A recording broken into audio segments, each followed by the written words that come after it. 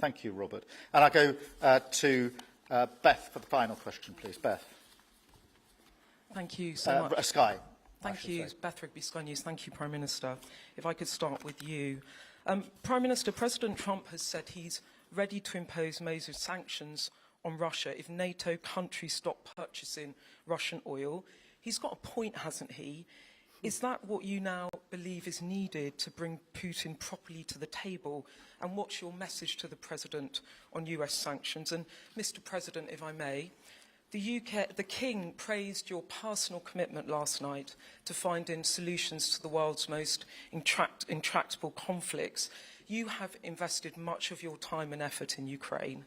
But even as you seek to broker a deal, President Putin is escalating the war. He's firing drones into NATO airspace. Was it a mistake to invite him to Alaska? Do you regret it? No. And is it time to squeeze him, sir, and scare him and impose sanctions? And finally, if I may, the elephant in the room, Lord Mandelson, he is no longer the ambassador.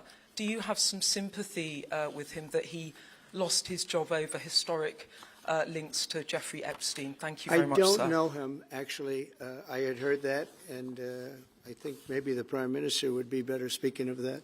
That was a choice that he made, and I don't know. What is your answer to that? Well, I mean, it's very straightforward.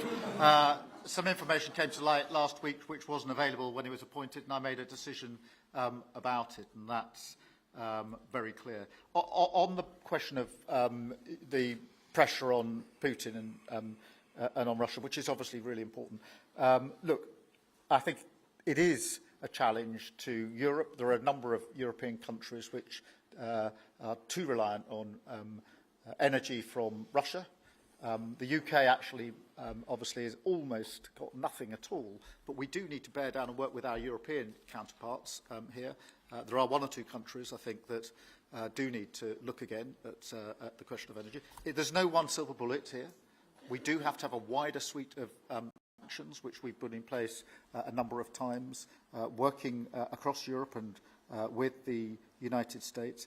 And, of course, we must, and we are, making sure that Ukraine is in the strongest position now, because one of my long concerns here has been that whilst we talk about a ceasefire, and we all want a ceasefire, and we talk about what might happen after a ceasefire, we mustn't forget that Ukraine needs our support now. And we've said we stand with Ukraine from the start to finish, and that means we must continue to supply them with what they need in order to fight this war, which, of course, resulted from and is a result of Russian aggression.